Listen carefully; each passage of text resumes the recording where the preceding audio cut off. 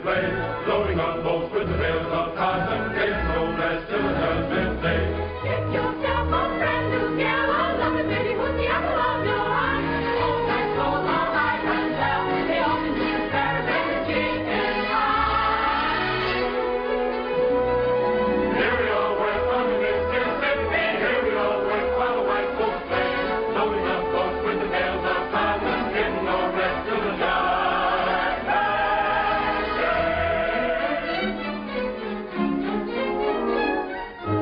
What pretty babies are there the fairest of the fair, to southern beauty every foe must bow.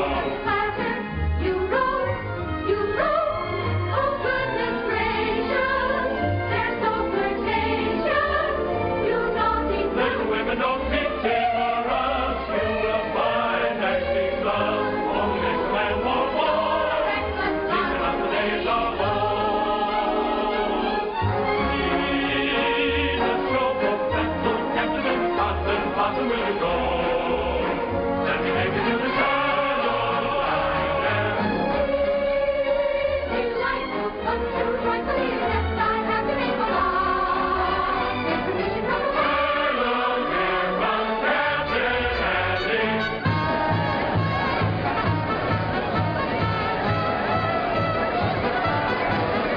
I have got such a wonderful show with the greatest of dramas and jolly comedies. Stephen Baker, the handsomest leading man, and beautiful Julie LaVerne as well. Captain Blossom, Captain Andy's floating show. Thrills and laughter, concert after, everybody's sure to go. Captain Blossom, Captain Andy's floating show.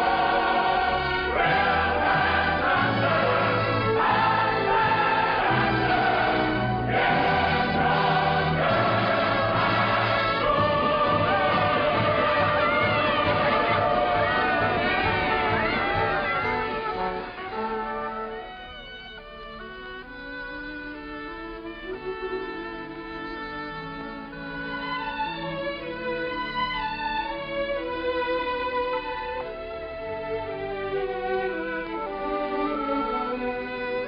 Who cares if my boat goes upstream, or if the gale bids me go with the river's flow?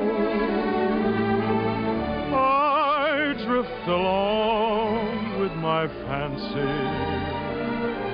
Sometimes I thank my lucky stars. My heart is free, and other times I wonder, where's the mate for me? Hello. How do you do? Are you an actress? Oh, no, but I'd give anything if I could be. Why? Well, because you can make believe so many wonderful things that never happen in real life. Well, if you like to make believe one thing, why can't we make believe we know each other?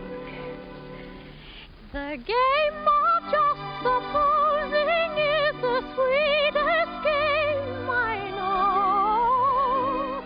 Our dreams are more romantic than the world we see. And if the things we dream about don't happen to be so, that's just an unimportant technicality. So the cold and brutal fact is, you and I have never met. We need not mind conventions, P's and Q's. If we put out a thought in practice, we can banish all regret. Imagining most anything we choose.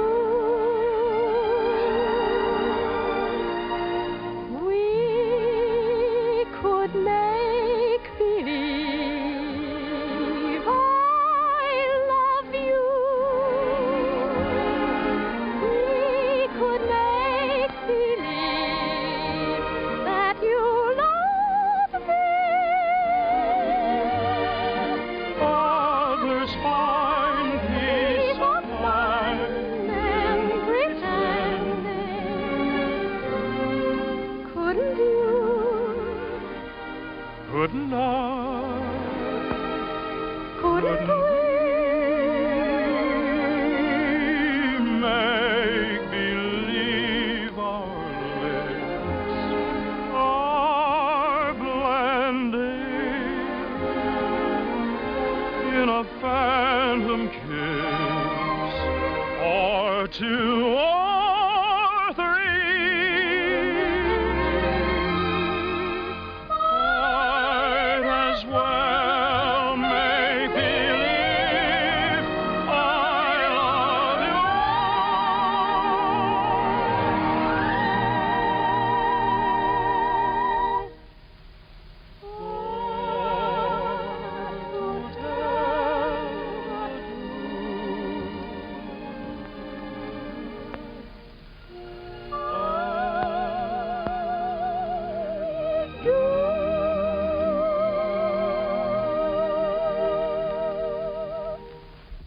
Magnolia?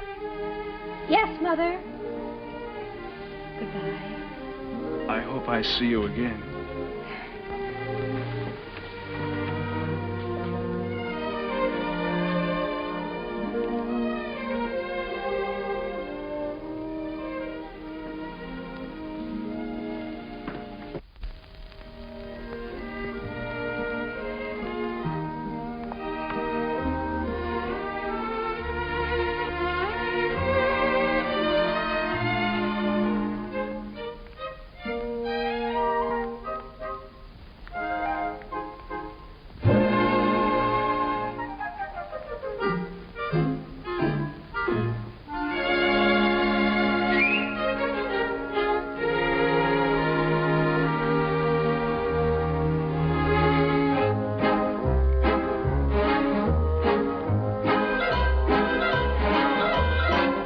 Upon the wicked stage ain't ever what a girl supposes. Stage door Johnnies aren't raging over you with gems and roses. When you let a feller hold your hand, which means an extra beer or sandwich, everybody whispers, ain't her life a whirl? Though you're warned against a roué ruining your reputation, when you've played around the one-night trade around the great big nation, wild old men who give you jewels and sables only live in Aesop's fables. Life upon the wicked stage ain't nothing for a girl. Though we listen to you moan and grieve, you must pardon us if we do not believe you. There is no doubt you're crazy about your awful stage.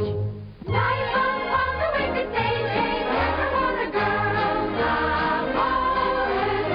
Stage door Johnnies aren't raging over you with gems and roses. If some gentleman would talk with reason, I would cancel all next season.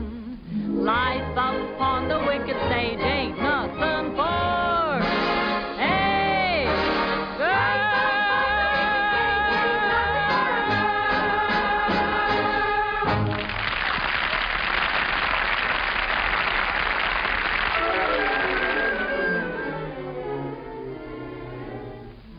Oh, listen, sister, I love my Mr. Man, and I can't tell you why. There ain't no reason for me to love that man.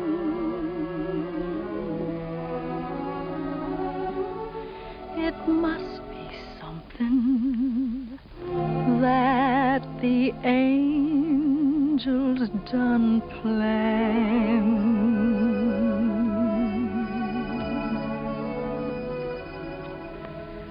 Fish gotta swim, birds gotta fly.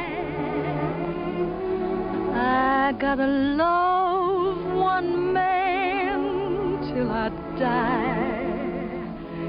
Can't help loving that man of mine.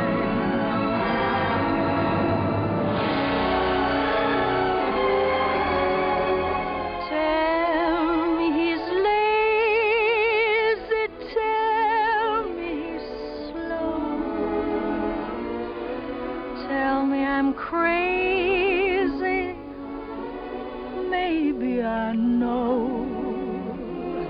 Can't help loving that man of mine.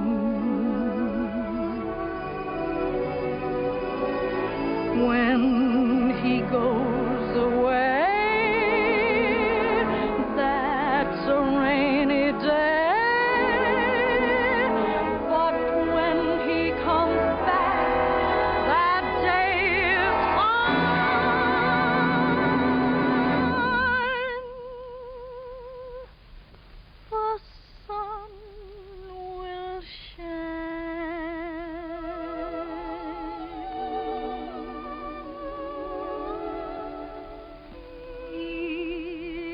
Come home as late as can be.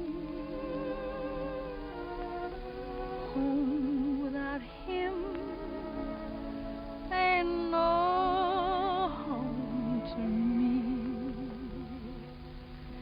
Can't help loving that man.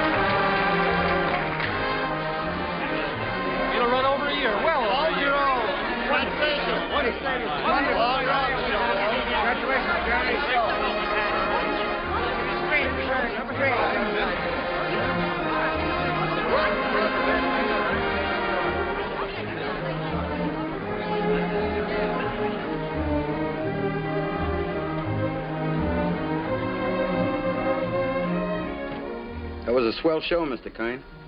Well, thank you, Joe. Where to? The Waldorf, Mr. Kern? What was that, Joe? That big shindig are throwing for you. It's down at the Waldorf, ain't it, Mr. Kine? Yes. But first I'd like to stop off at the house of an old friend. Yes, sir. Just for a moment, Joe. Turn right at the next crossing. It's not very far. I'm looking for an old brownstone house. It was the home of a very great and good friend. Tonight during the show, I couldn't seem to get him off my mind. Yes, sir. And I'd like to be alone for a few minutes, Joe, before we go down to the Waldorf and face that crowd. Oh, I get you. It's like a minute of silence, something like that, huh? Yes, Joe, something like that. Here, stop here, Joe. Here at the corner? In front of that radio shop. Oh, there it is. See? You mean that lodging house sandwiched in there? Mm-hmm. Well, of course, it didn't have that room to let sign in the window then. And other than that, it hasn't changed very much. Well, the street has changed. Changed quite a bit since I first walked down it years ago. Joe, did you notice this radio shop? Well, that was a bicycle shop the first time I ever saw it.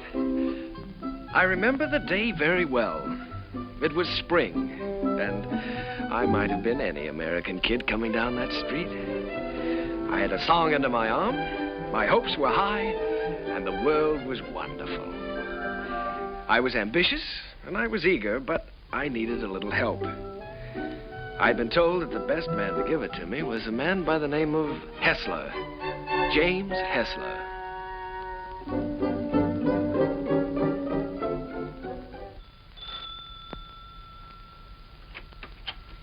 Come in. You're an hour late already. I suppose you realize that. You can start on the upstairs bedroom immediately. Mrs. Muller, Daddy wants some more roast beef. I'll be there in a second, Mr. Hessler, and see that you get to their nests, young man. He's not the moth killer. I'm a songwriter. A songwriter. I see. You entered under false pretenses. Well, it won't do you any good, young man. Mr. Hessler isn't seeing songwriters anymore. He's going in for better things. Maybe he should have some roast beef. He's very hungry. Shh. Don't mention roast beef in front of a songwriter. Look out, give me a snack here. No, so it is, so it is. You feel like you're going to fall down and faint, don't you? Dear. Well, you can come in for a while. Can't have people fainting in the house, not even songwriters. Thank you. Come in, come in.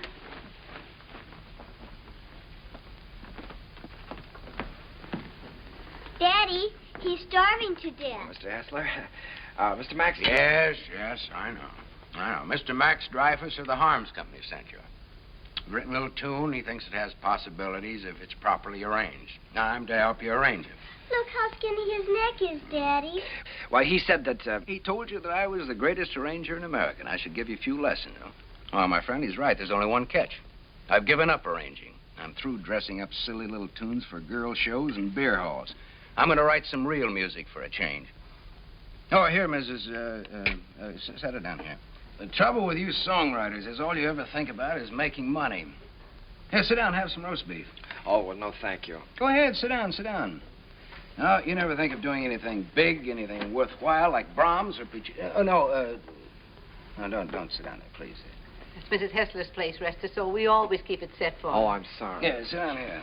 No, all you fellas want to do is write sugary little tunes and make a lot of money. Did you ever hear Beethoven's Eroica? Or Mozart's Jupiter? Didn't they do something to you? Great heavens, doesn't genius touch you fellas at all? Daddy's a genius. Yes, Daddy's a genius. No, my friend, in 3 weeks I'm going to England where I can work. I can have some peace and quiet. No mushy little melodies to be fancied up for public consumption. I'm going to write a symphony. Daddy's going to write an opera just for me. Here, go ahead, eat up. Maybe it'll give you some gumption. Well, I'm terribly sorry, Mr. Hessler. I had a big lunch with Mr. Dreyfus just before I left. It was roast beef, too. Yeah, well, Oh, what's the matter? Just because you're not hungry, you don't have to go, do you? Have some brandy with me. Help me celebrate my liberation from mediocrity. Mrs., get a couple of liqueur glasses, will you? Sally, will you show the gentleman into the parlor? I'm going upstairs and see if I can find that bottle of Napoleon. Have you a song in there? Mm-hmm. I'm taking piano lessons. Daddy wants me to be an opera singer when I grow up. Why don't you write an opera? Well, Sally, I'm afraid I only write the silly little tunes. You know, the ones your father doesn't like. Let me see if I can play your song. Do you mind? Oh, I wish you would. It's very easy. Here.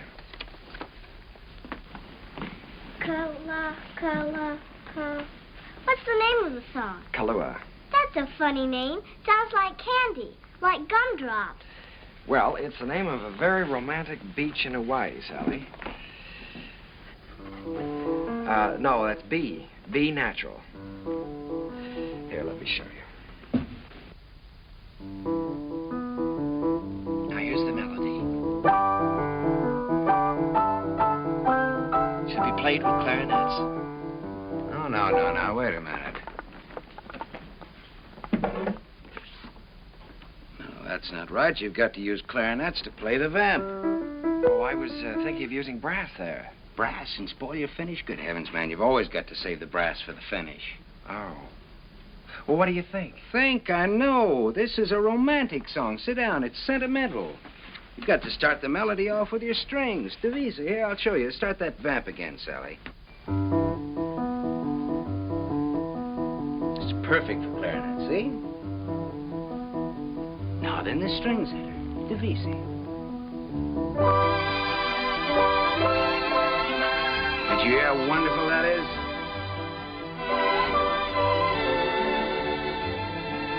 Now then, add trombones, muted trombones.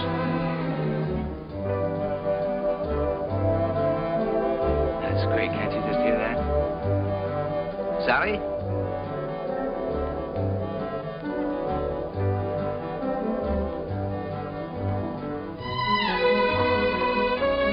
No, wait a minute. We ought to add flutes there. Light and easy.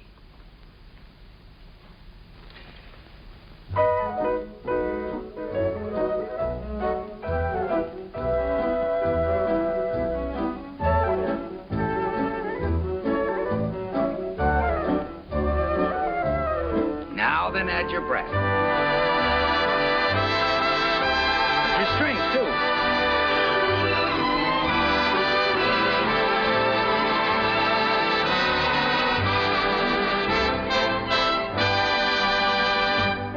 You see? Not easy? It's a good song, too. It's very good. Is that yours? Yes. Mm-hmm. That's all right. What's your name again? Kern. Jerome Kern. Well, I'm glad to meet you, Kern. Make yourself at home. And I did. My life became a pattern of notes and clefs, tempos and modulations. We worked hour after hour, day after day. It was the beginning of a friendship. It was the beginning of a lot of things. And now, not only did I have a best friend, I had a best girl, Sally. And what a girl. Oh, those were never to be forgotten days, and I hated to think of them ending. But at last the time came when Jim had to leave for England. Oh, here, Jim, let me help you. Oh, it's those symphonies of yours. They're as heavy and bulky as lead. Nice they're not tinny like some tunes I've heard. Oh, Sally, honey, come here. All right, here we go. Fortissimo. Dum-da-da-dum-da-dum. Bum. Got it. Oh, you carry a lot of weight, Sally. It was easy. Come along, Sally. At least we're not going to miss the boat. Goodbye, Mr. Kern. Goodbye, Mrs. Goodbye, Sally. Bon voyage. What does that mean? Happy journey. Bye, Uncle Jerry. Be a good boy. This will be the end of it, boys. Don't forget to pack my song, Daddy. No, I'm good. She means Kahlua. Oh, that is her song, Jim. You know, if it hadn't been for Sally, I wouldn't be here now. Well, she's very fond of you, Jerry. I'm going to miss her. I'm going to miss all of you. Well, we may not be gone so long. It all depends on... You won't mind living here alone, will you? Oh, no, I'll get used to it. Jim, in case I don't get a chance at the boat, I just wanted to tell you that... Oh, forget it.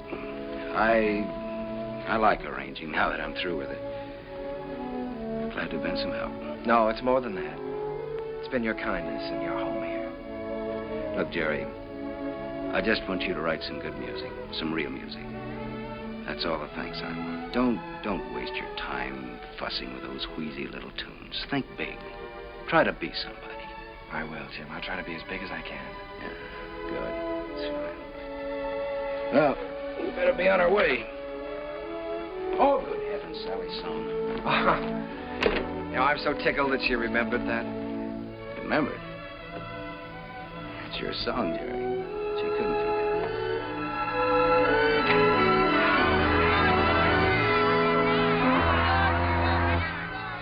I stood there watching that boat pull out of the harbor, and I was lonelier than I'd ever been in my life.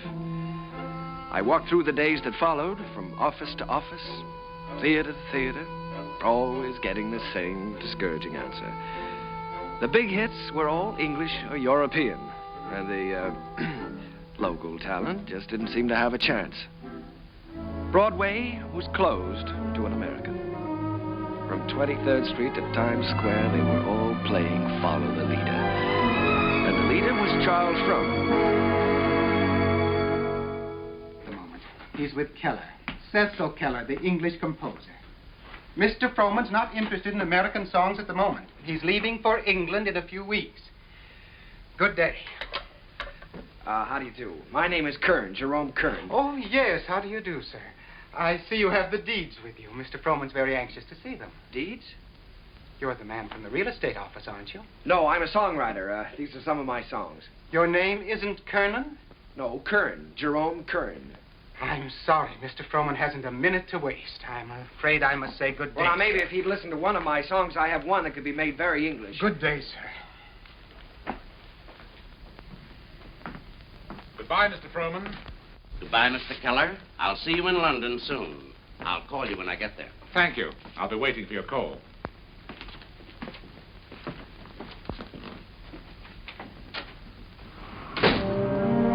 I made up my mind that I was going to try to write music with an English accent. So I sailed for London. I wish I could say with flags flying and my courage high. But the sea and I and the boat didn't get along too well together. I was mighty glad to see land again.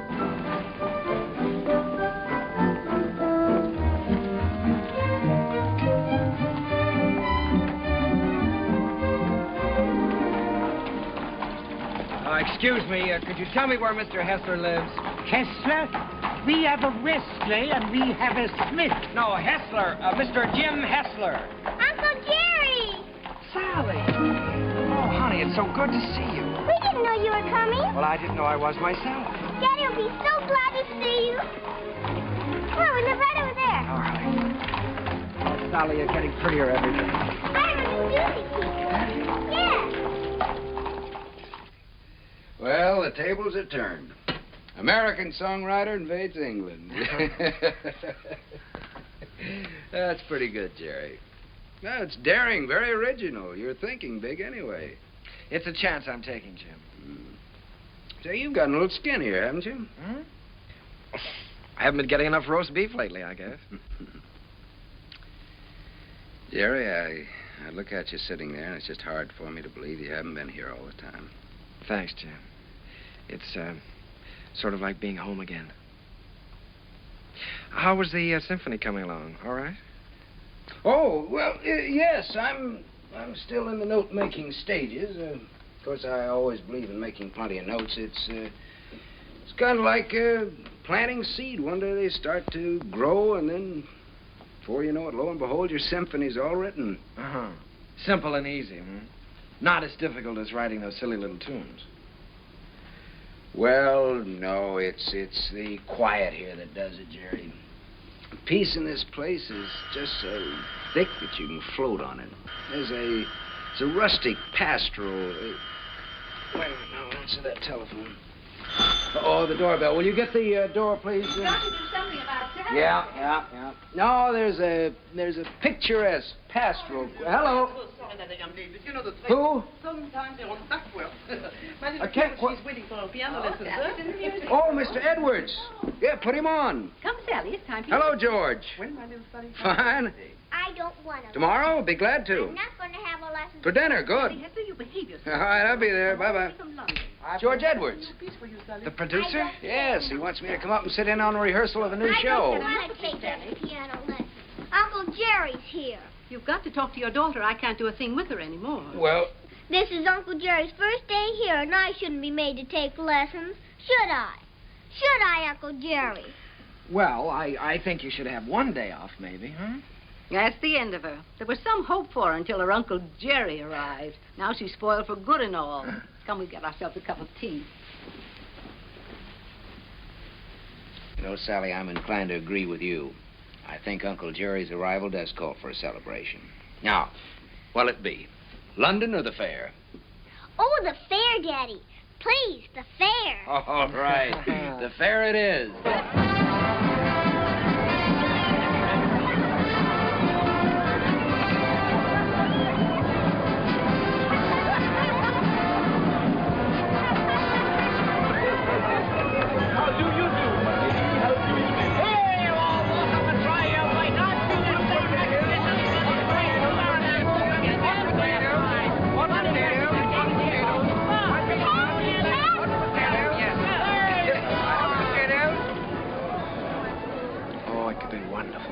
Could be wonderful. Oh, no, Jerry. I don't want Sally to go up in the swings, not till she's a little older. The whole stage full of swings and a boy and girl in each swing and all of them singing. Oh, you mean for a production number? Yeah. Yeah, that's not a bad idea. They could swing from the stage right out over the audience and back again. Make a good production number. What song would you use with it? Spoon with Me, be perfect. Spoon with Me, that sounds fine. Suppose I take that up to George Edwards. For the gaiety? Sure, I'm going to have dinner with him tomorrow night. Oh, Jim.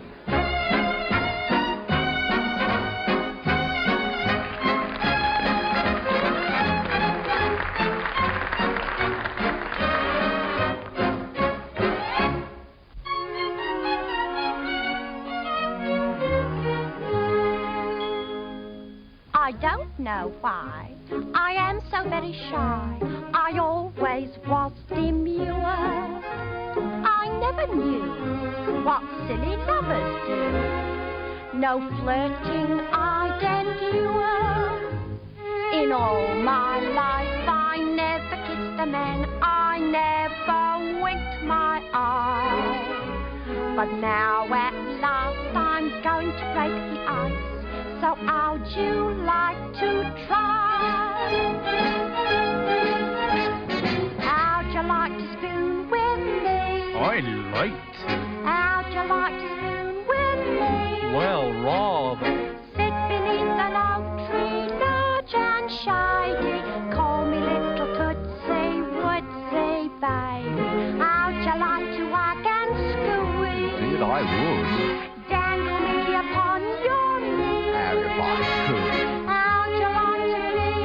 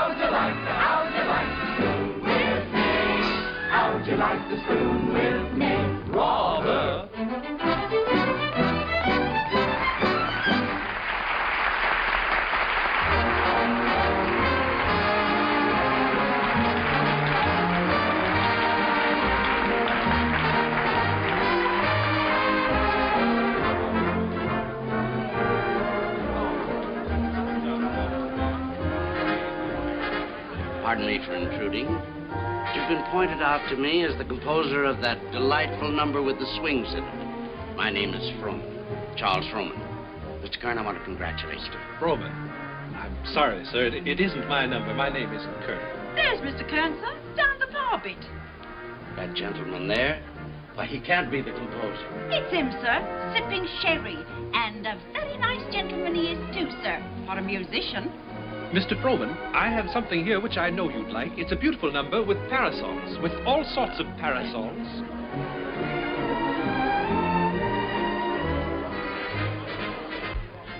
Mr. Kern? Oh, Mr. Froman, how do you do? I'm very glad to know you. Mr. Kern, I want to tell you I think your swing number is delightful. It has such beautiful English charm to it, really delightful. Oh, by Jove, Mr. Froman, that's rather nice of you. It's a pleasure to know you, Mr. Kern. You know, you fellas over here have a style all your own. As English as the scent of the May blossoms. Would you join me in a glass of sherry? Righto. Miss.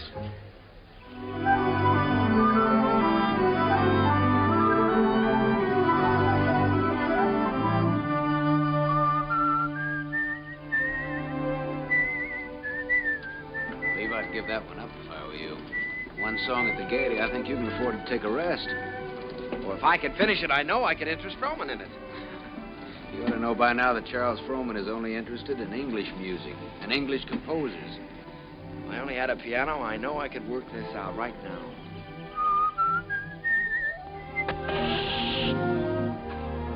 Flat. Well, it looks like you do have a little work to do. That town we passed wasn't very far back, was it? No, not very. Well, let me take your bike, and I'll go back and see if I can borrow a repair kit. No, I think I'd better go. I can talk with the natives better than you can. Well, let me do it. I can use my accent on them. That's just what I was afraid of. No, you wait here and whistle yourself a little tune till I come back. Make sure you can find this place again. I'll find it.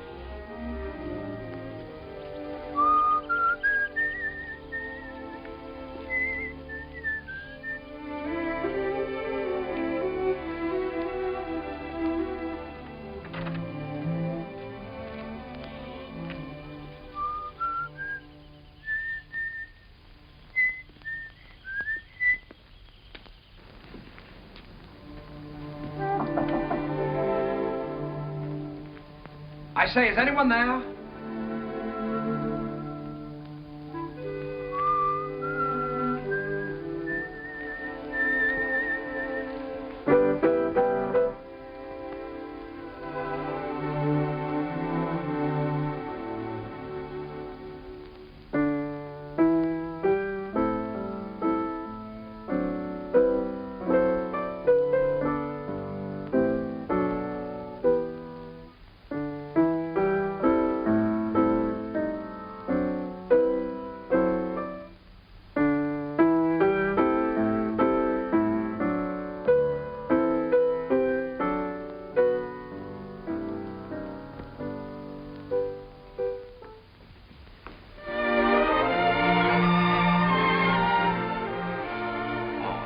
How do you do?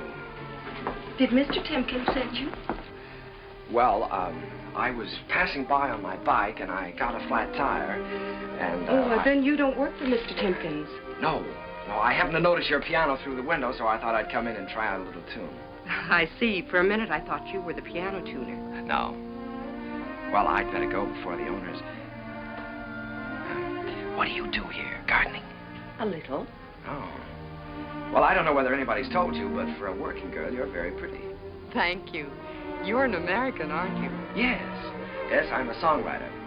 As a matter of fact, that song I was playing as you came in was mine. Did you like it? Oh, what? You wrote it yourself? Sure. Oh, I write lots of songs. Maybe you've heard this one.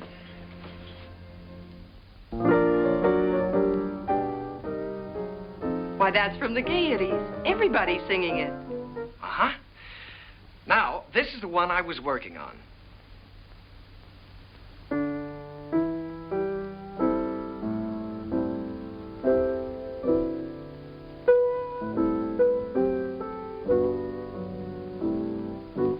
That I'm going to try to place for the Gaiety, too.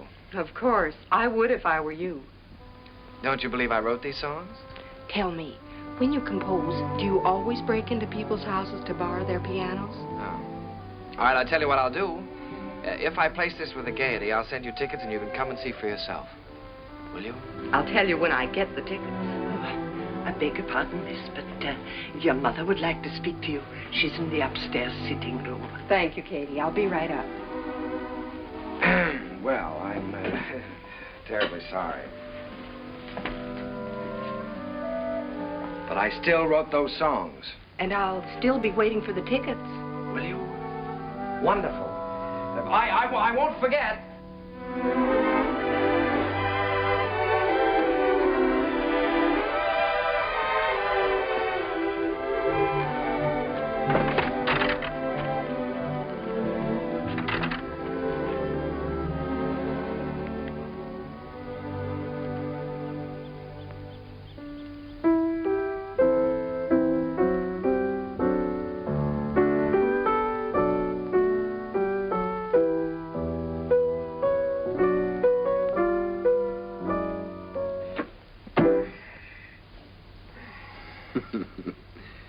And you were the lad who wasn't going to fall in love with anybody for a long, long time. Well, this girl is different.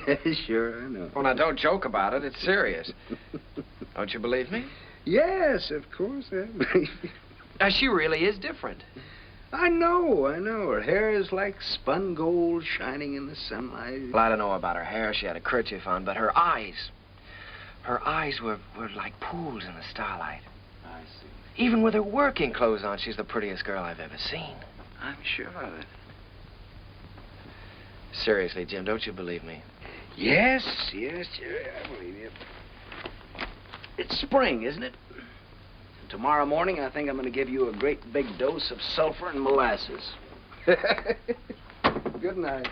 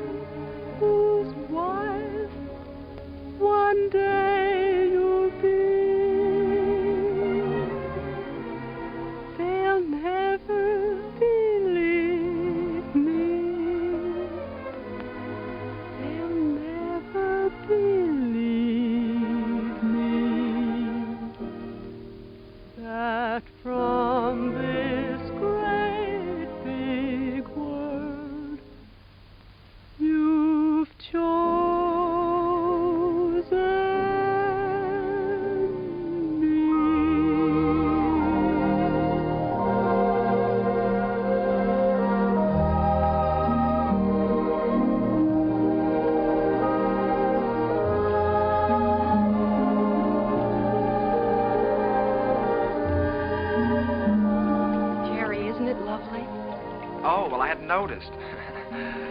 When I look at you, I can't seem to see anything else. Oh, writing songs again. Perhaps we better stop and have lunch. All right. You can move in under those trees there. Isn't it a beautiful day? Beautiful. Now, let's see. You've seen Westminster Abbey and the Tower of London, and you've seen Buckingham Palace and Hampton Court. Maybe there's something I can tell you about this place. Eva, let's drop the history course for a while. Do you mind? Not that it isn't interesting, but, well, there are a few things I'd like to know about you, too. Well, all right. What would you like to know about me? Oh, just the ordinary things. things you like and things you don't like, and where you went to school, and who was your first beau, and what you want out of life. That's a tall order. Where shall I start? The things you like. Oh, I guess I like what everyone likes. I like books and picnics and dancing and music. What about musicians? Oh, certainly musicians. And what do you want out of life? Oh, I guess again what everyone wants. Happiness. Have you ever given any thought to getting married? Why, of course. Doesn't everyone? Are you set on any particular type of man? I have been at different times. When I was 16, I desperately wanted to marry the star cricket player at rugby. And now? Now? Oh, now I don't really know. Except that he must have a sense of humor, and he must be kind, and he must be intelligent and good company. And of course, he must love me very much. Well, I know somebody with at least one of those characteristics. Someday I'll tell you all about it. Oh, good afternoon, good afternoon, good afternoon. And how have you been this afternoon? Well, I'll tell you how I've been. That's I've been so. looking Never all... mind, never mind. You feel wonderful. You feel great. How could you be otherwise after such a beautiful day? Tell me, my friend, how is your knowledge of English history? English history? Did you know that London happens to be the largest city in the world? Yes, I know that. Did you know that within the county of London there are 14 road bridges that cross the Thames? Now, there's the Waterloo. There's You don't say. Sounds dull, huh? Well, it's far from dull, my friend, when your history teacher is as beautiful as all the sirens of history put together. Did you know that all the swans on the Thames belong to the King of England? No, fancy that. And the male swan is called a cob. Well, what does that get? And did you know that when you walk into Hampton Court, you're walking right straight into history? Oh, my dear friend, you have so many things to learn about England. Have you ever heard of a man named Charles Frohman? Frohman. Well, now that's a familiar name. The face escapes me. How can you talk about Frohman when I'm talking about love? Oh, so that's been the theme of this little dissertation. Yeah. Well, I'm glad you informed me. Oh, that's all right. Because the next time Frohman's office calls, I'll tell him that you're too busy to be bothered. Yes, you tell them that I'm too busy.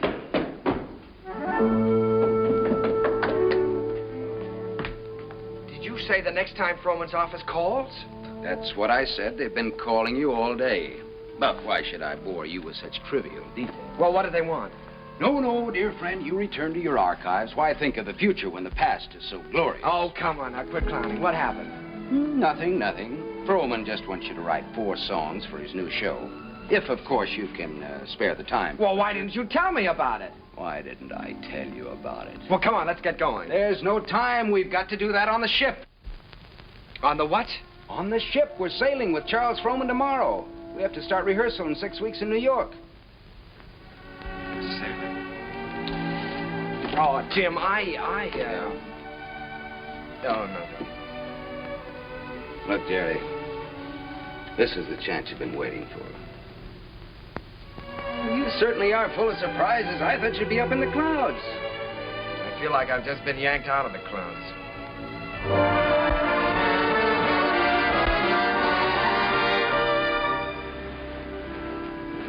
Jerry, aren't you coming down for lunch? No, Jim, I'm not very hungry.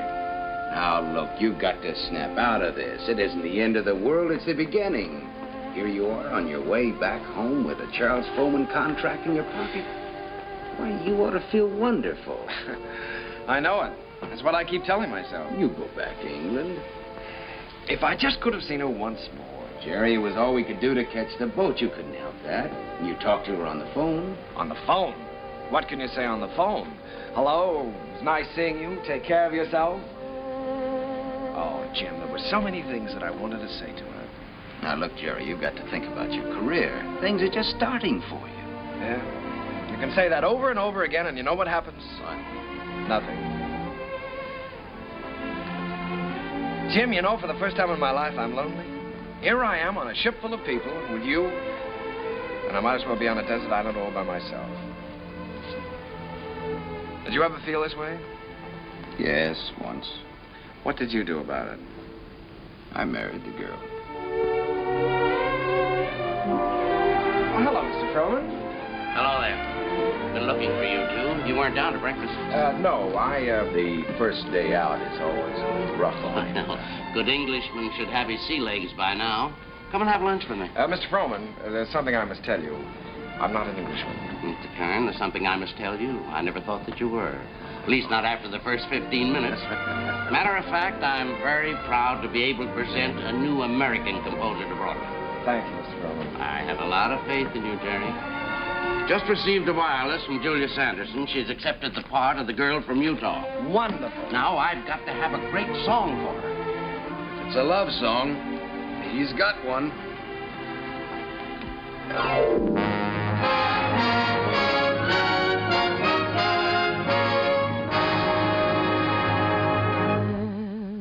When I told them how wonderful you are, they didn't believe me. They didn't believe me. Your lips, your eyes, your teeth, your hair are in a class beyond compare. You're the handsomest boy that one could see. And when I tell them, and I'm certainly gonna tell them, that you're the boy whose wife one day I'll be, never believe me. They'll never believe me. That from this great big world you've chosen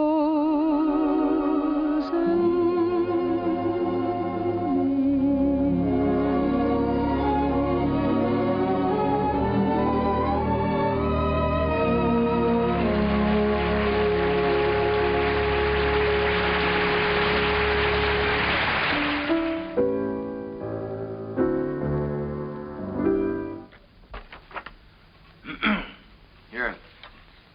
I've got the Clouds number worked out pretty well now, huh? I never realized that writing a complete score was such a job before. Well, one good all-night session like this does wonders. We could use another week. We weren't 3 weeks late already. Oh, I hope he likes it, Tim. Rowan, he'd be crazy about it if he hadn't gone out and bought himself another show while he's been waiting. Good morning. Sally, what are you doing up?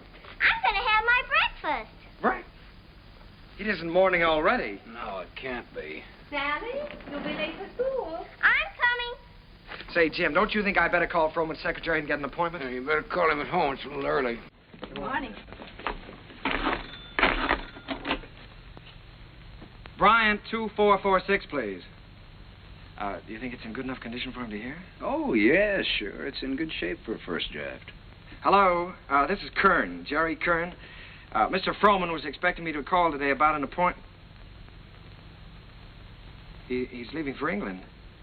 Well, but he promised that he was going to listen to my show, Oh Boy, for his next production. Saying it's today.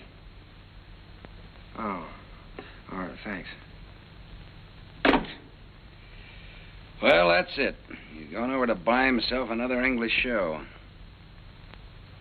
Well, he can't. No? No, he can't. We worked like dogs on this score, Jim. And I had all my plans made, too. After he bought it, I was going to jump the next boat for England. I'd forgotten about that young lady. Wait a minute. I've got an idea.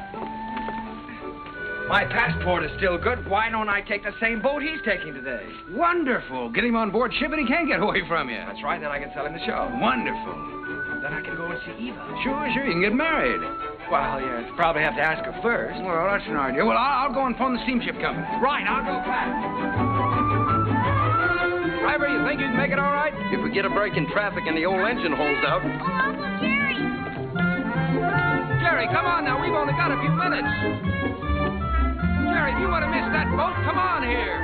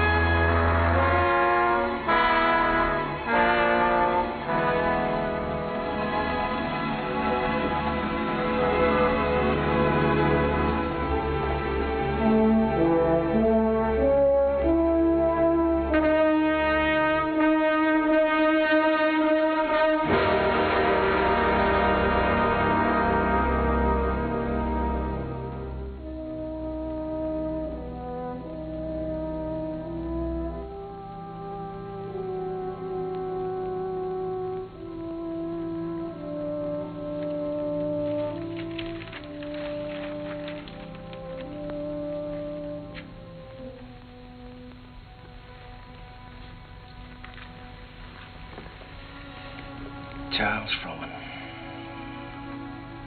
It's like watching an era crumble in front of him. The theater's gonna miss him. Yeah? You were very lucky to miss that boat, Jerry. Seen Max around?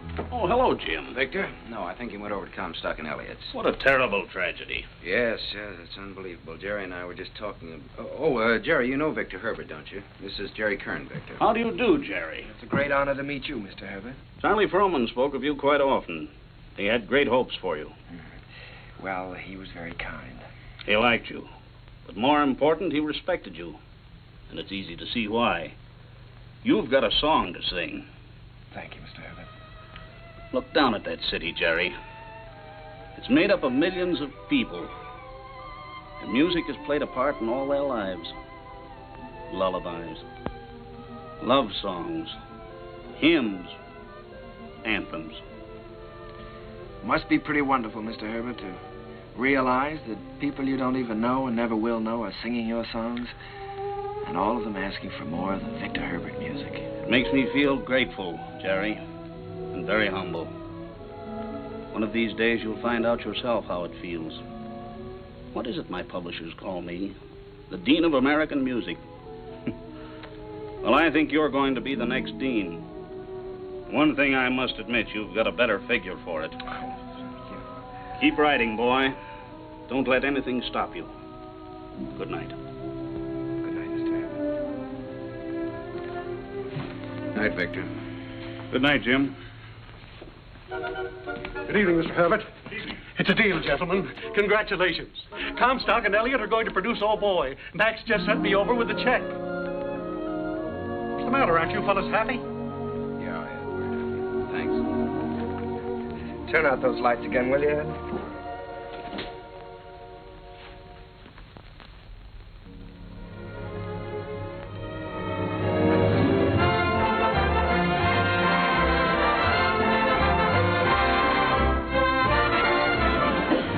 Well, there it is in lights. How does it feel? Well, it feels pretty good. If I could just get rid of some of these butterflies in my stomach. How do you feel? Well, I've got a little butterfly trouble myself. I suppose you think we're standing in front of the theater on 39th and Broadway. No, what do you take me for? This isn't 39th and Broadway. This is the top of the world. Pretty nice world, isn't it? Yeah, it's great.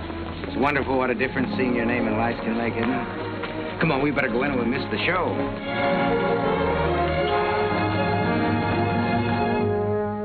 The rain comes a pitter-patter, and I'd like to be safe in bed. Skies are weeping while the world is sleeping, trouble heaping on our heads. It is vain to remain and chatter, and to wait for a clearer sky. Helter skelter, I must fly for shelter till the clouds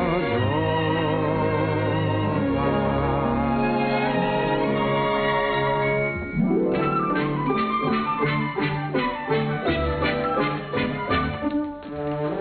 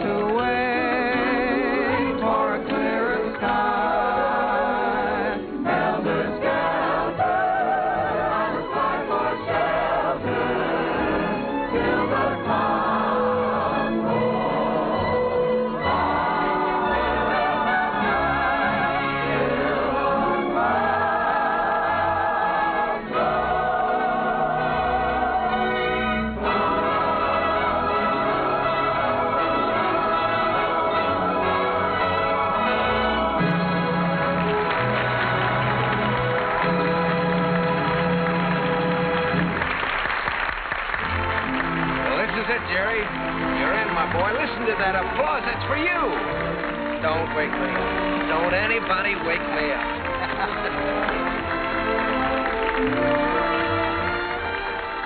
Figured out how you're going to spend your money yet? Well, for one thing, I think I'll buy an interest in Harms. For another... You think you might take a little ocean voyage? Well, good luck. I don't see how she can possibly say no. No, that's what I'm worried about. I'm afraid she is going to say no, Jim. You know, I can't get her out of my mind. She's... Yeah, I know. I've been through this before. She's everything you've ever dreamed of on this earth. She's everything I've ever dreamed of in heaven.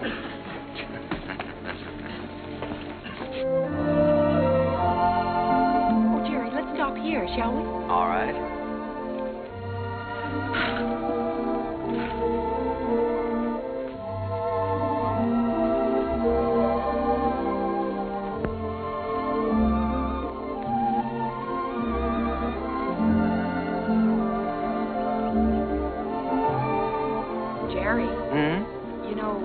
Write very often. Well, my letters weren't very interesting, Eva, so I tore them up. As a matter of fact, you didn't write very often yourself. A lady doesn't correspond with a gentleman, unless it's a reason other than a personal one.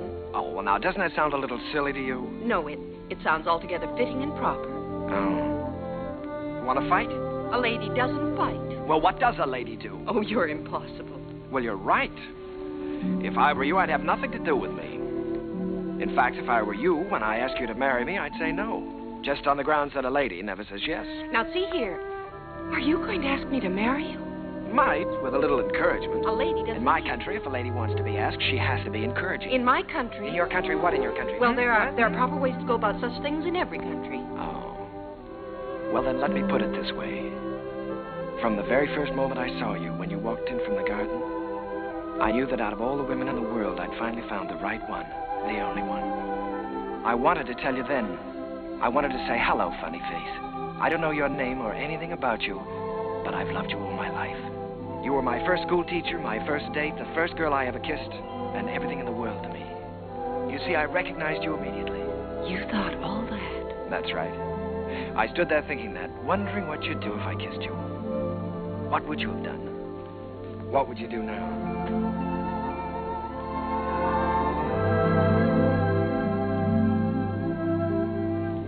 Will you marry me, Eva? Thank you so much. I'd love to. Hello, Mrs. Kern. Hello, my darling.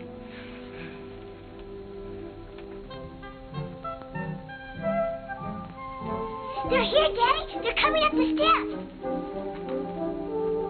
Welcome home. Jim! What, you old fox, you really did it this time. Nothing, my boy, nothing, just a little gesture. Jim, this is Eva. Hello, Eva. Hello. Well, you've married the nicest guy in this world, but the craziest. Oh, now, wait a minute. I was keeping that from her. Isn't she sensational, Jim? Jerry. Honey, turn around and let him look at you. Oh, Jerry. Look at that hair and those eyes. Have you ever seen a woman like that in your life before? Only once. No, I hope that both of you have all the happiness in this world. Oh, thank you, you. Jim. I think we have already. Forgetting me and the music. Oh, Sally, yes, I'm sorry, dear. Sally. On behalf of my father, Jim Hessler and myself.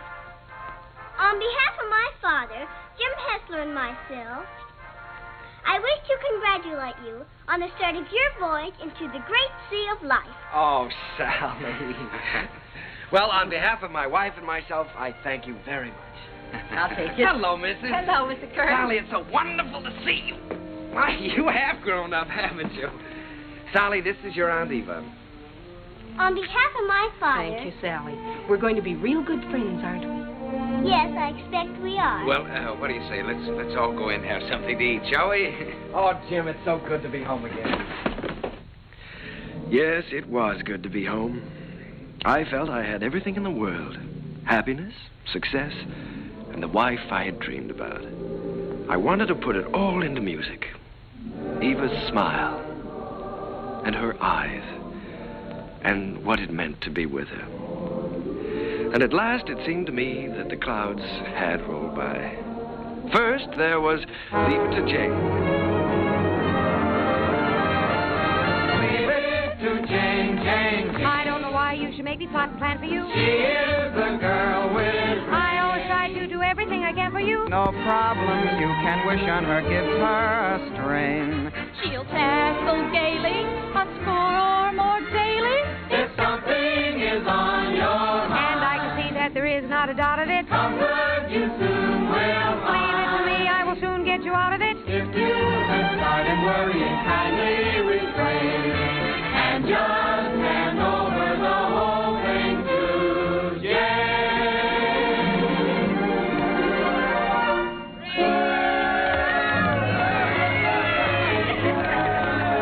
Well, Jane, why don't you tell us how you do it? Yes, come on, Jane, tell us. Oh, but it's really very simple. I just study up on the famous women of history. You mean like Lucretia Borgia? Well, no, not exactly. Listen. In days of old, beside the Nile, a famous queen there dwelt. Her clothes were few, but full of style, her figure slim and svelte. On every man that wandered by, she pulled the seat of Bara. And everyone observed with awe that her work was swift, but never raw. I'd be like Cleopatra if I could have my way. Each man she met, she wed and kissed, and she dozens on her waiting list. I wish that I had lived there beside the pyramid. For a girl today don't get the scope that Cleopatra did.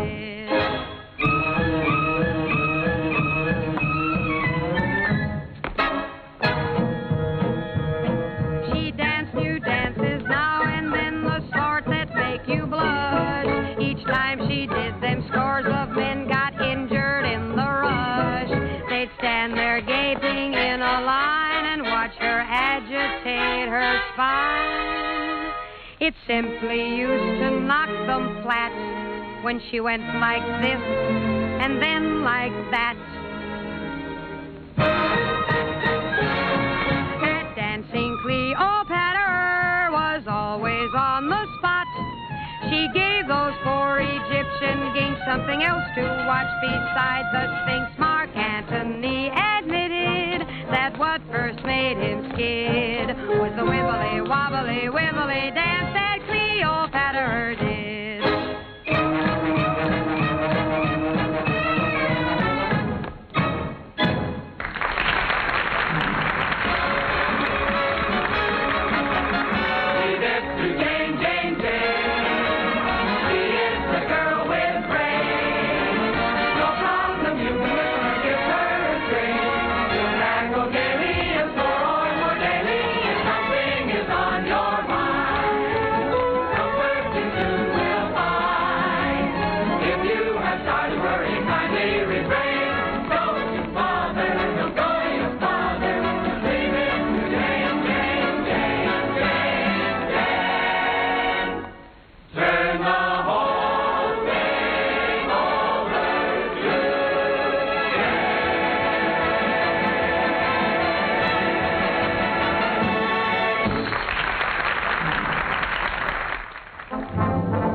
Once again, Broadway belonged to the Americans. To George M. Cohan, Irving Berlin, George Gershwin, Vincent Yoon, Buddy DeSilva. I was working in mighty great company. And in one of my own shows, Sally, I was fortunate enough to have the reigning queen of the era, the wistful, lovely, unforgettable Marilyn Miller.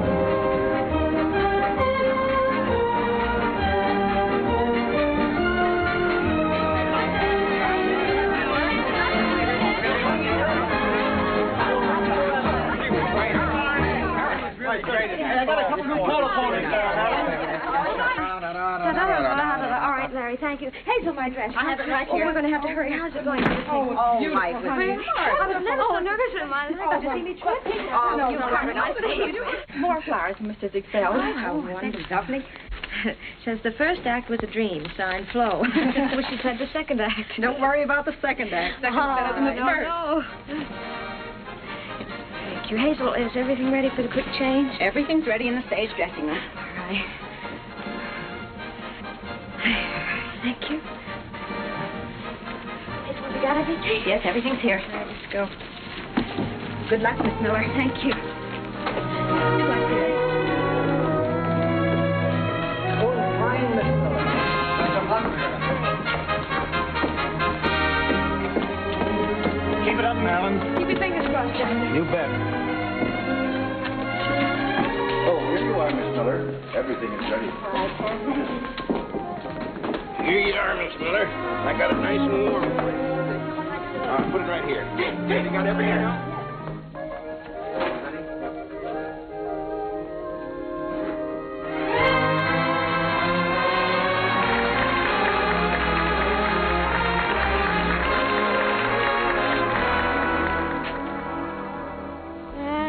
Wash my dishes, I'll be following a plan till I see the brightness in every pot and pan. I am sure this point of view will ease the daily grind, so I'll keep repeating in my mind.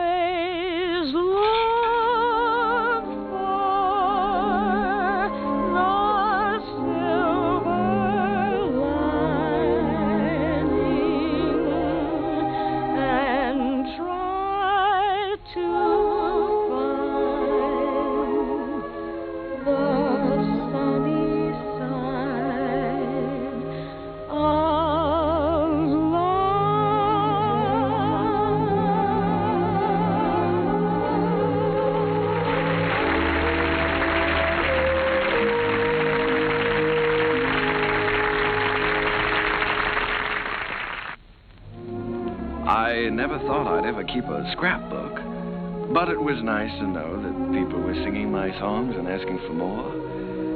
Night Boat, Good Morning Dearie, The Ziegfeld Follies. Curtains went up, curtains came down, and I think I got to look a little more like a musician. Eva grew lovelier with every passing year. Our life was rich and full and very satisfying. And Jim and I, well, we grew a little grayer, a little more settled, perhaps. He was still working on his symphony, Or so he said. But on the whole, the years didn't change as much. However, they certainly did change Sally. She was quite a young lady now. She'd been away at school. In fact, many schools. Well, Sally. Hello. Darling. Well, Sally, I thought you were at school. Well, I was. Oh. What happened this time? I just can't stand that school anymore, Uncle Jerry. I've left, and I'm not going back. What does your father say about that? Well, he hasn't said anything yet. He doesn't exactly know. You see, I just left there this morning, and I came right out here to talk to you. Oh, Uncle Jerry, I had to leave. I hated it so much I couldn't eat or sleep or anything.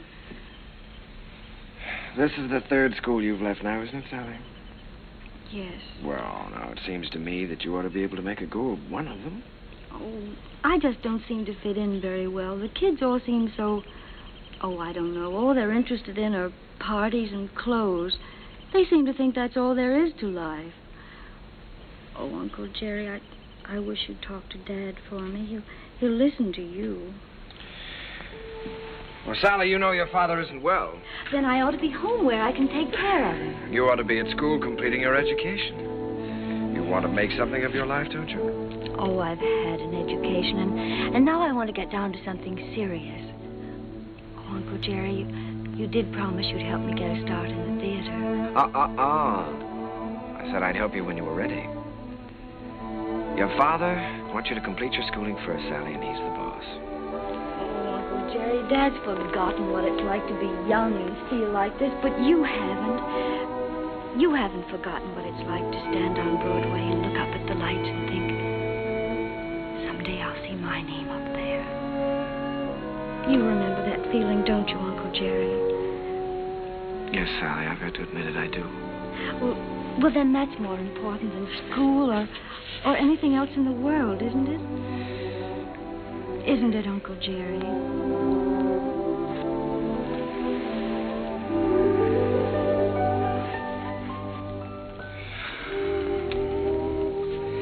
It's the third time, Jerry.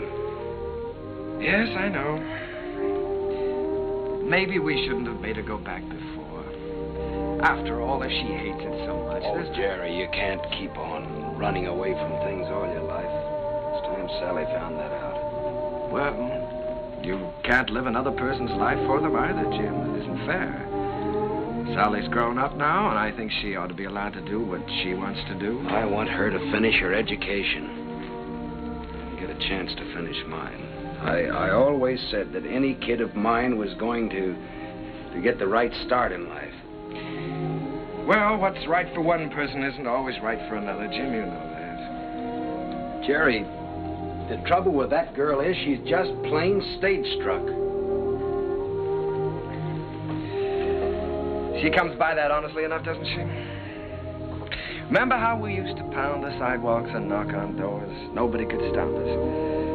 Goodness only knows enough people tried to. Remember how thrilled we were when we finally realized we were in? So what right have you or I to interfere with Sally? Yeah. Well, what are we going to do, Jerry? I'd give her a part in Sonny. So cast. Part of Gwen hasn't been cast yet?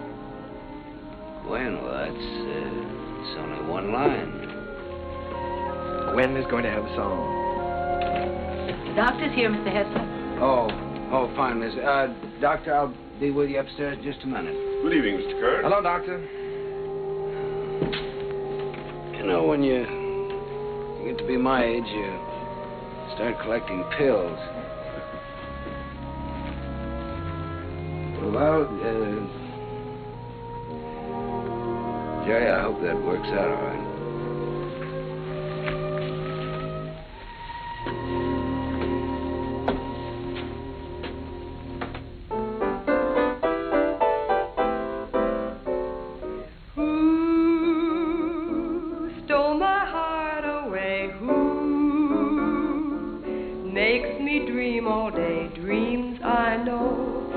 Never be true. Seems as though I'll ever be blue.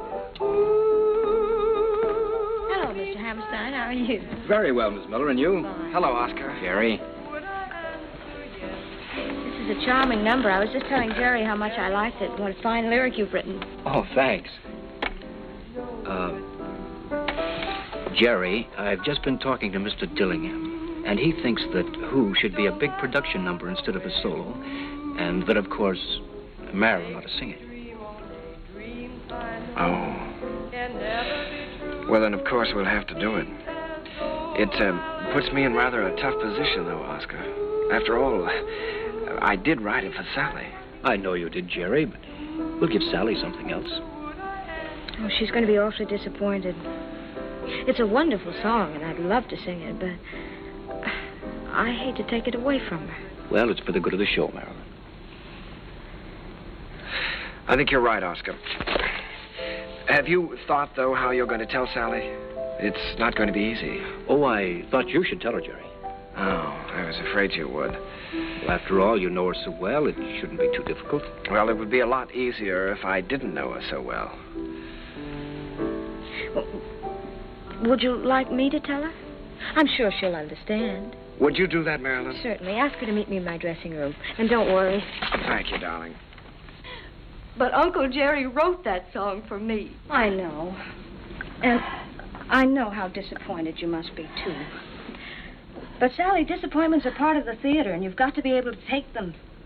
Well, the very same thing happened to me in my first show. I had to give up my song to the star. I think I felt pretty much as you're feeling right now. Then I think it's a pretty low, miserable trick for you to pull on someone else. Sally, listen to me a minute. This is your first show. You're just starting. Now, there are going to be a good many songs and a good many shows for you. It may be difficult for you to understand now, but one day you'll realize you've got to give and take, whether you like it or not. I'll never take a song away from anyone else, especially if it's their first real chance. Sally, please don't put this on a personal basis. I don't want to take the song away from you. Then why are you doing it? Mr. Dillingham thinks it's best for the show. And what's best for the show is more important than what I want or you want or any personal feelings involved. Don't you see that, Sally? Yes, I see it all right. You're trying to take my song away from me, and you aren't going to get away with it. Uncle Jerry wrote that song for me, and I'm going to sing it. I don't care whether you are the star. You're not going to take it away from me. Sally. She can't have my song, Uncle Jerry. Don't let her talk you into it. I don't care what happens. She can't have my song.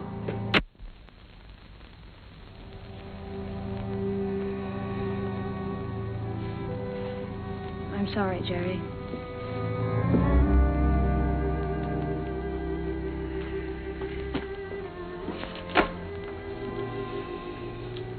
What is it, Sally? Am I still in the show, Uncle Jerry? If you want to be. You won't have a song, though. He took my song away from me, the song you wrote for me. Sally, there's a little thing called the good of the show. Apparently the show didn't seem very important to you this afternoon. Not important. You didn't care what happened to the show just so long as you got your way. The theater doesn't work that way, Sally. Nothing works that way. I learned something today. I suddenly realized that you're not ready for the theater yet. Not ready? No. All you have to offer is a small talent, a great deal of conceit, in return for which you want success.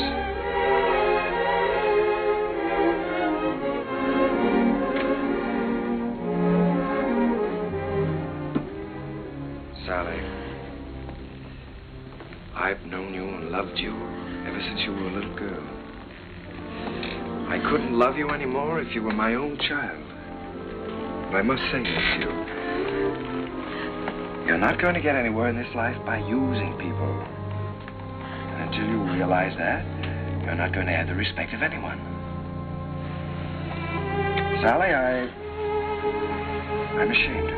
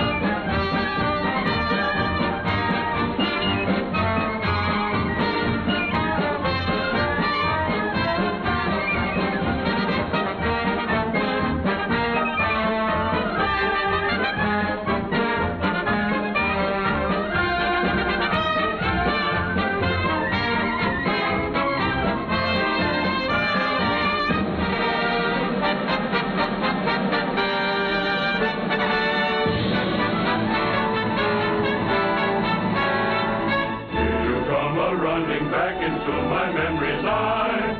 Little playmate was my gay mate in the day gone by. Ragged dresses, tangled tresses, flying o'er the hill. Heaven bless us, you no less the Sheriff Jackson still. You funny little willow that describes her to a T. She is full of fun, he named the lady perfectly. She is bright and sunny.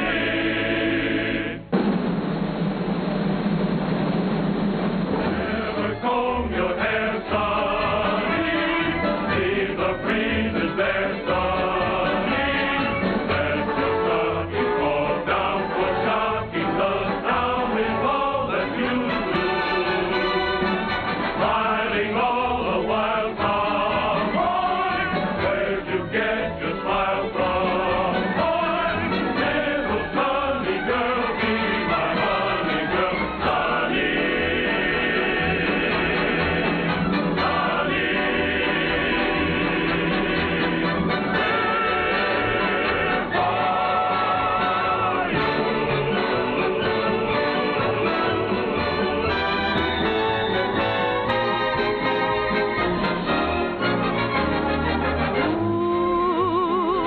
Stole my heart away.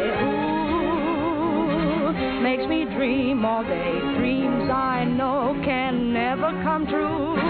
Seems as though I'll ever be blue. Means my happiness too. Would I answer yes to? Well, you ought to guess who. No one but you.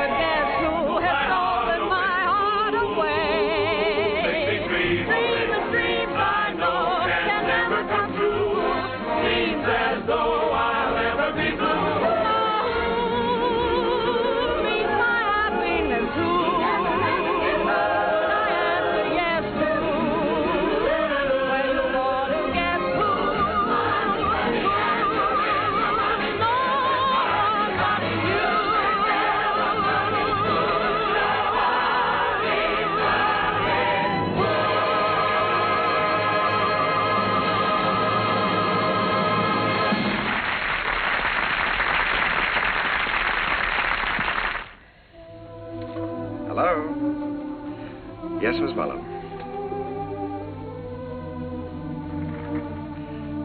You sent for the doctor? Is Sally there? Oh. Well, you be sure he stays in bed, Miss Mullin. I'll be right over.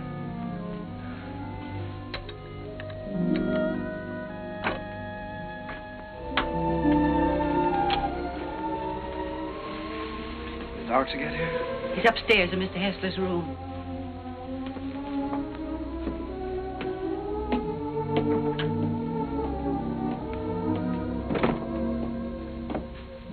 It's his heart.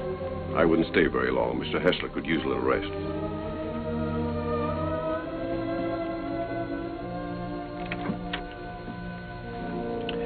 Well, good evening, Jim. Oh, Jerry. We missed you at the theater tonight. How are you? Sally's gone, Jerry. Yes, I know. Mrs. Muller told me. She didn't come down for dinner, so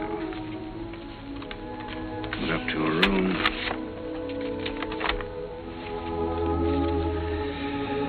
Dear Daddy, I'm going out on my own. Don't worry about me. Someday you'll be proud of me. I'll always love you. P.S. Tell Uncle Jerry I still love him. It's all my fault, Jim. I shouldn't have suggested that she'd be in the show. No, Jerry. Sally is Sally. It's time both of us faced that. Yes, I know, but I think I heard her.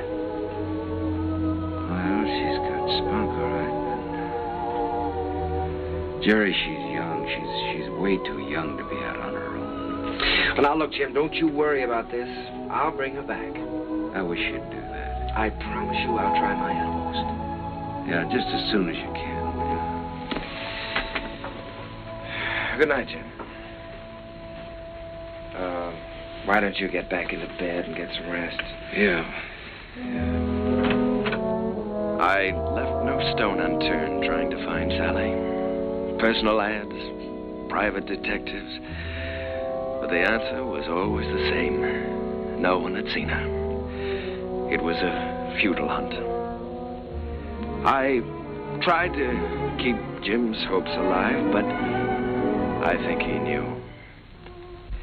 And then, one night... Please don't mention that I telephoned.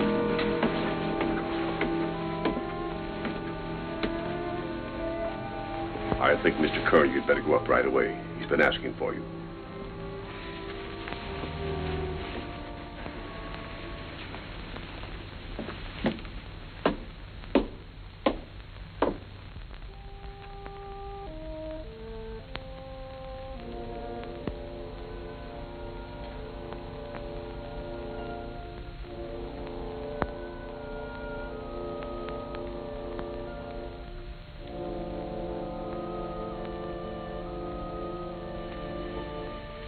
Jim.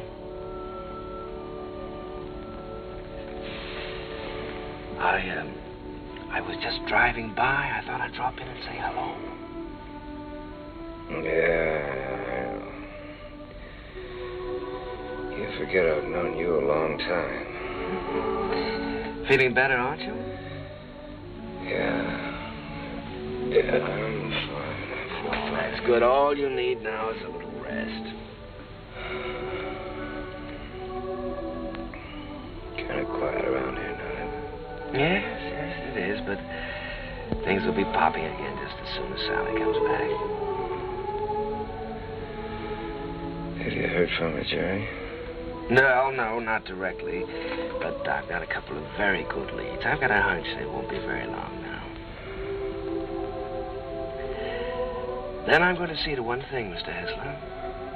You're going to finish that symphony. I've kept you from that too long now. I forgot about that symphony. Forgot about it years ago. Well, what about your notes? I never made any notes. I was just posing as usual. You know, I used to go around hollering about being a genius. You are a genius, Jim. And you with your wheezy little tunes. You were writing the real music. The folk music of America. Thanks, Jerry, for letting me kind of stick around. No, wait a minute. Let's get something straight, Jim. I didn't let you hang around. If it hadn't been for you and your faith in me, I would have quit half a dozen times, you know that. And if we're going to start handing out bouquets, I just want you to know that I don't know where to begin to thank you.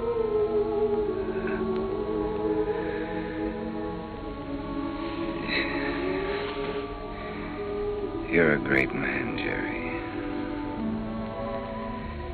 It's been a privilege getting in on that music. It's been a lot of fun.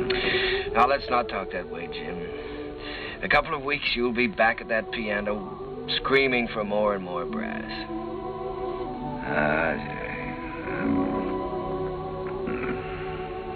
This looks like time for strings.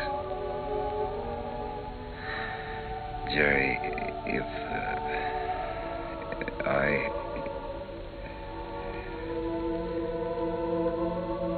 want you to look after Sally for me. Jim, you're going to be all right. So is Sally. In a couple of weeks, why, we'll be laughing about this.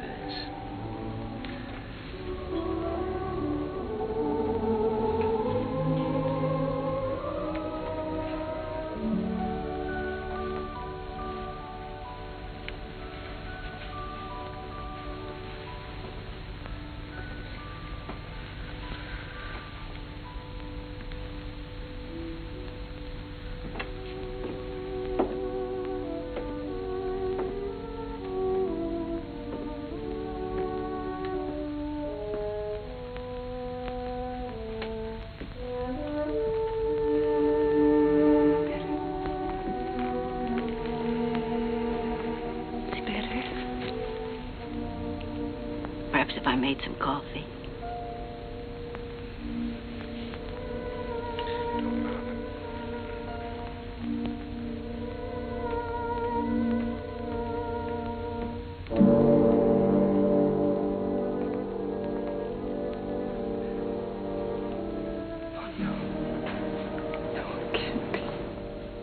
Mr. Kern had hardly closed the door when he...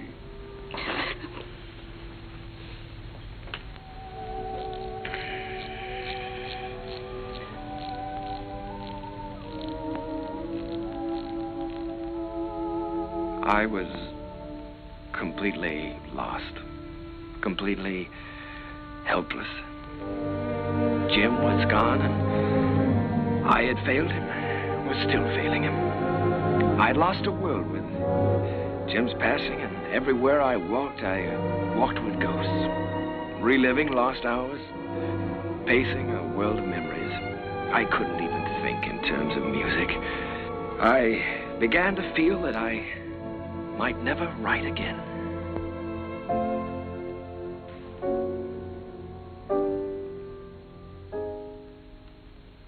How long has this been going on?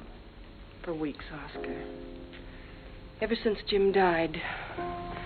He's a score to write, and he hasn't done one song. Well, that certainly doesn't sound like Jerry. He seems to have completely lost heart. Have you had any word of Sally? No, but he has every friend he ever had in show business looking. Well, don't worry about it. She'll turn up. It's Jerry I'm worried most about. You know, Oscar, I believe he's beginning to think he can't write music anymore. It's heartbreaking to watch him. Well, I have a book here I'd like him to take a look at. I've been commissioned to adapt it and write the lyrics, and I think Jerry's the man to do the music. I don't think he'll do it, Oscar. Well, that's hard to believe. There's never been a time as long as I've known Jerry when you couldn't excite him with a good story. There's never been a time in his life like this. But you can try, and I'll tell him you're here.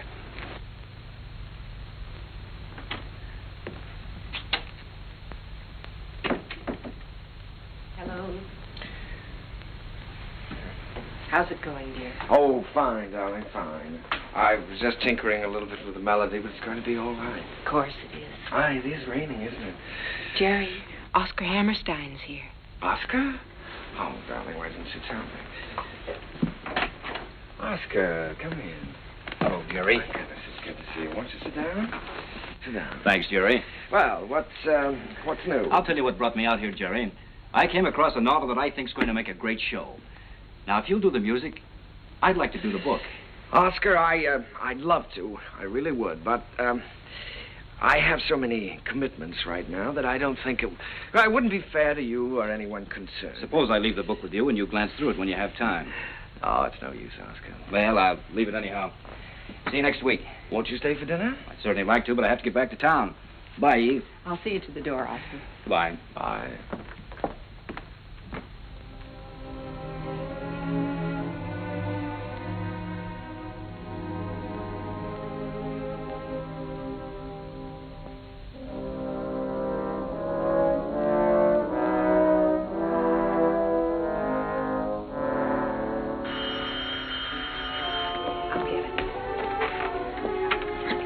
Hello?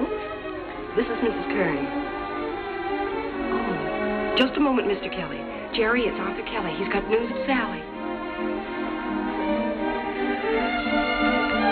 Hello, Arthur. Yeah. Oh, that's wonderful. In Memphis? What was the name of that club again? Club Elite, all this week. Yes, well, I'll get right on it. Thank you very much, Arthur. Sally is singing at the Club Elite in Memphis all this week. Oh, that's wonderful. Shall I pack a bag for you? Yes, darling, you do that now. I'll call and make reservations.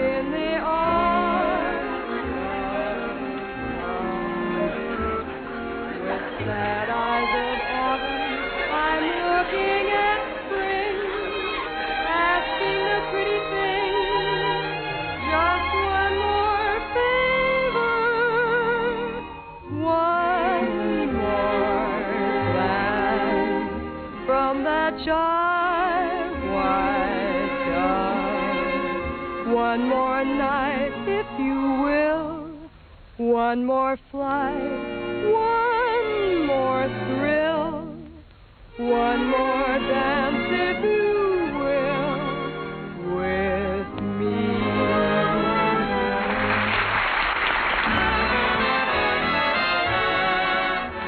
Will you dance with me? Oh, no, thank you. No. Go ahead and dance with us, Charlie. Thank you. Go ahead, Charlie. Will you dance with me? I sure will, baby. What's this? Sit down.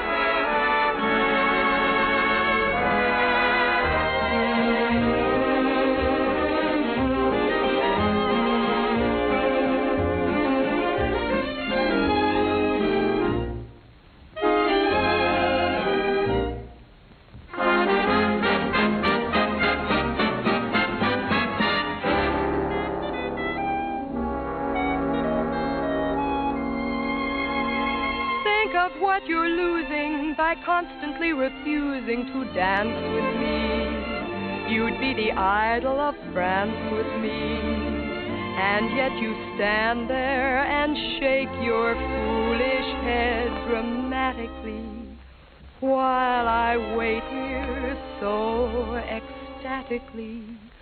You just look and say emphatically, not this season, there's a reason. I won't dance, don't ask me. I won't dance, don't ask me. I won't dance, madame, with you. My heart won't let my feet do things they should do. You know what? You're lovely. So what? I'm lovely. But oh, what you do to me. I'm like an ocean wave that's bumped on the shore. I feel so absolutely stumped on the floor. When you dance, you're charming and you're gentle, especially when you do the continental. But this feeling isn't purely mental. For heaven rest us, not asbestos. And that's why I won't dance. Why should I? I won't dance. How could I? I won't dance. Merci beaucoup. I know that music leads the way to romance. So if I hold you in my arms, I won't dance.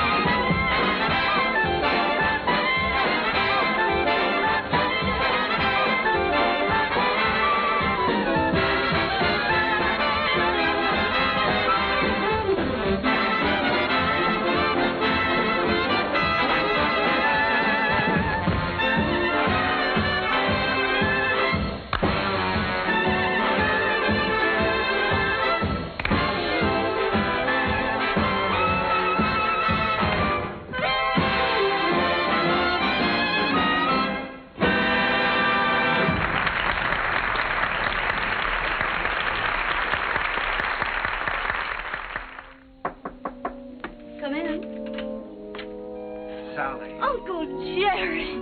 Oh, Uncle Jerry, I'm so glad to see you. What are you doing here? Well, I was out front watching the show. Did you see what we did to your number? Yes. I bet you'd like to show me. Not at all. As a matter of fact, I liked it. I wish that some of the people who think my music is highbrow could have seen it. I'm so excited, I don't know what to do. You look wonderful, Uncle Jerry. More handsome than ever. How's Aunt Eva? Oh, she's fine. But of course she misses you. Oh, I miss her, too. I miss you both. Is she with you? You haven't told me yet what you're doing here.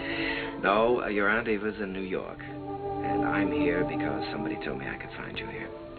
I've been looking for you for a long time now, Sally. Oh, Uncle Jerry, you shouldn't have bothered. I'm all right. Oh, I'm sure you are, but I promised your father I'd look after you. Sally, I want you to come back to New York with me. I can't, Uncle Jerry. I'd like to, but I can't. When I heard about my father,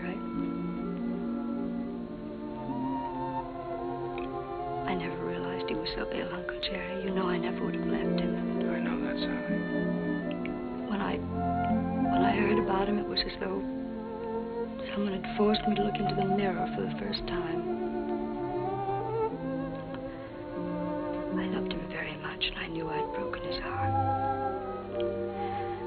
I was spoiled and selfish, and I knew that I could never have any respect for myself again unless I did what I said I was going to do. So you see, I can't go back right now. I'm making my own way now, and I'm pretty good at it, too. Well, Sally, I just don't like the idea of you being here and all alone. This is just a stepping stone from where I've been to where I hope I'm going. I'm making $50 a week now because the management thinks I'm worth $50. If I'm worth more, I'll get more. And if not, I'll have to find it out for myself. And Uncle Jerry, I'm not using anyone. 5 minutes, Miss Hessler. Thank you, Jimmy.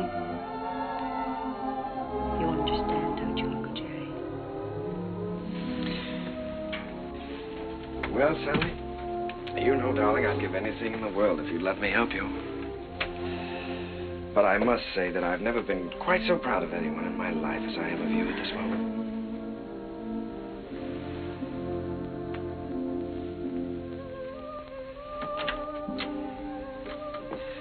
Good luck, darling.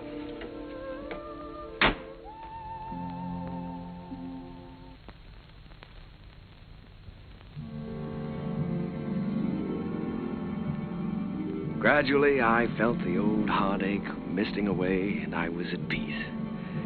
The promise I had made Jim had been fulfilled. Sally was going to be all right. I walked along the river that night, with the river wind in my face and the taste of it on my lips. And I stood there listening. A sudden excitement thrilling through me, listening to the song of a river that makes its way right through the heart of America. And the voice of that river was the laughter, the tears, the joys, the sorrows, and the hopes of all America's people.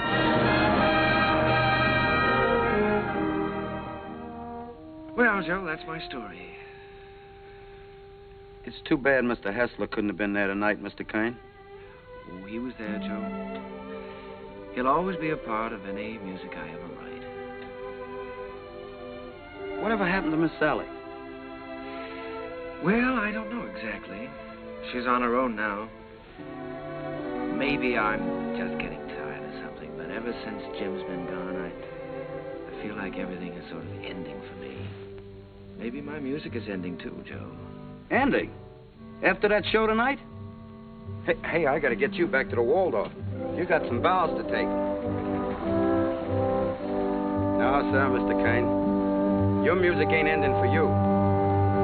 In my opinion, it's just the beginning.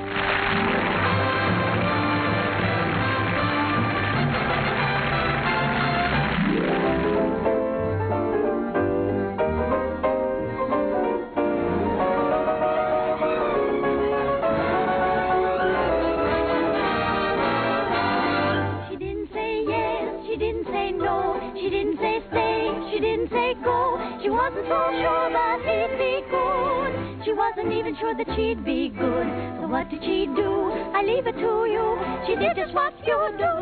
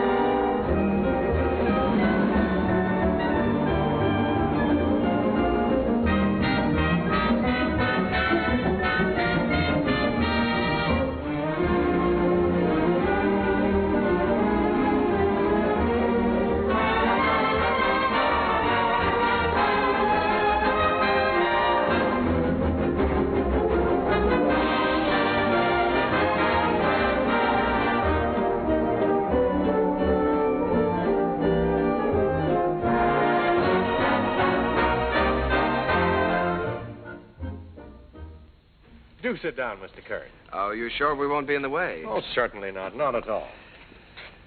Well, I can't get over this, Mr. Artide. We certainly don't grow stages like this on Broadway. Darling, look at the size of that orchestra. Why, you have everything in the world to work with here. That's right, Mr. Kern. We've tried to give you the best of everything. Yes, that's so. What was the number you were going to do today? Well, we found an old song of yours that you did first in 1917, called The Land Where Good Songs Go. Oh, I'd almost forgotten about that one. We're using it as a frame for some of your other songs. What star is going to sing this? Well, Mr. Kern, as a matter of fact, we're trying out a newcomer. Oh, a newcomer. This girl did a test for us in New York, and it impressed us, so we flew her out here. She hasn't done much yet, but we have great hopes for her. Quiet! All right, girls, We're ready. Ready for a take. All right, let's try one. Places, please. Okay, Charlie. Hit the lights. Quiet! Okay, roll 'em. Action.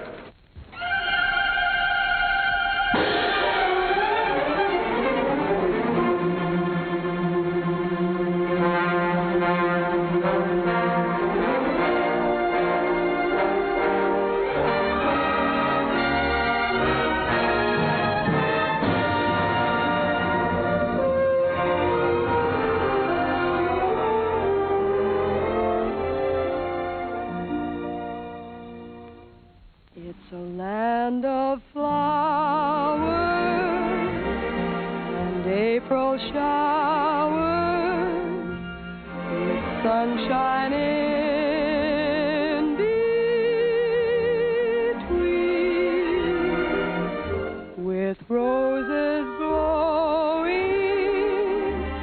and rivers flowing mid rushes growing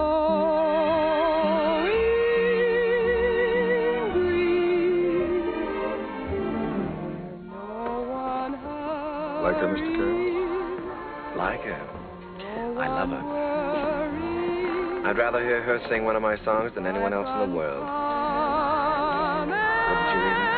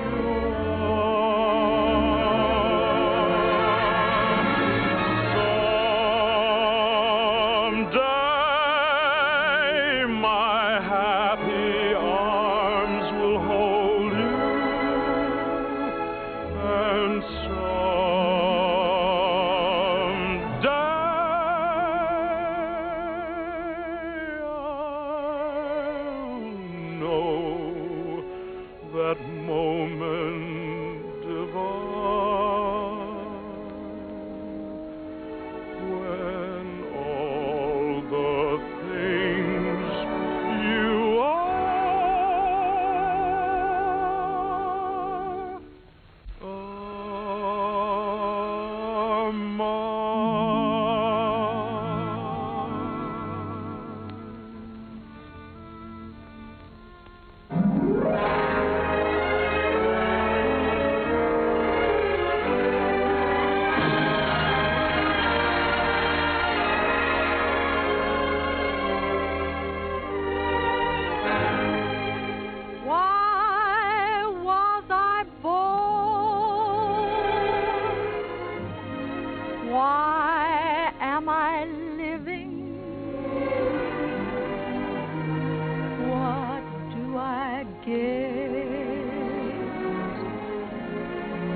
what am I giving? Why do I want the things I dare not hope for? What can I hope for? I wish I knew.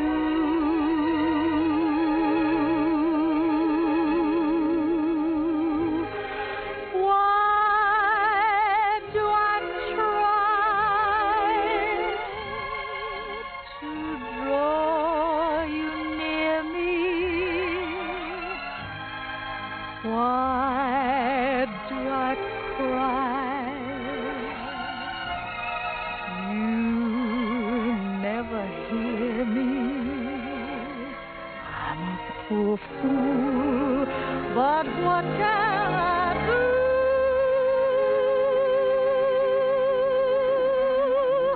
Why was I born to love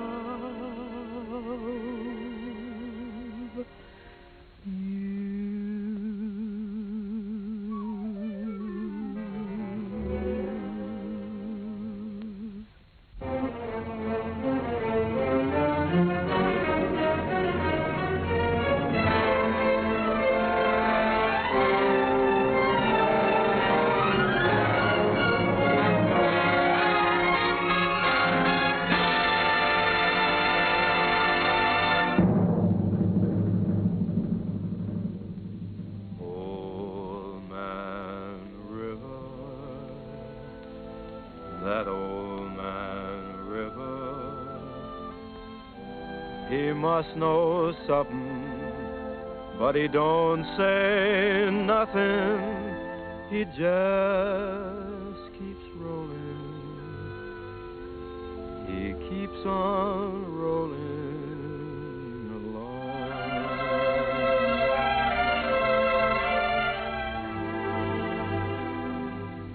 He don't plant taters, and he don't plant cotton, and them what plants some is soon forgotten. But old man River just keeps rolling along.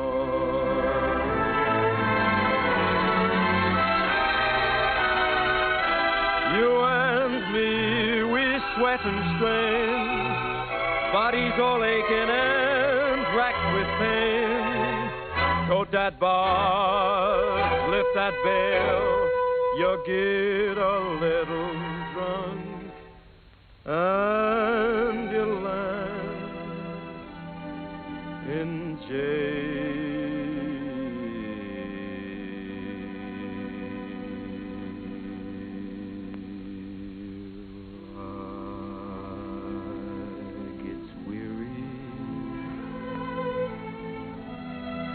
So sick of trying, I'm tired of living, but I'm feeling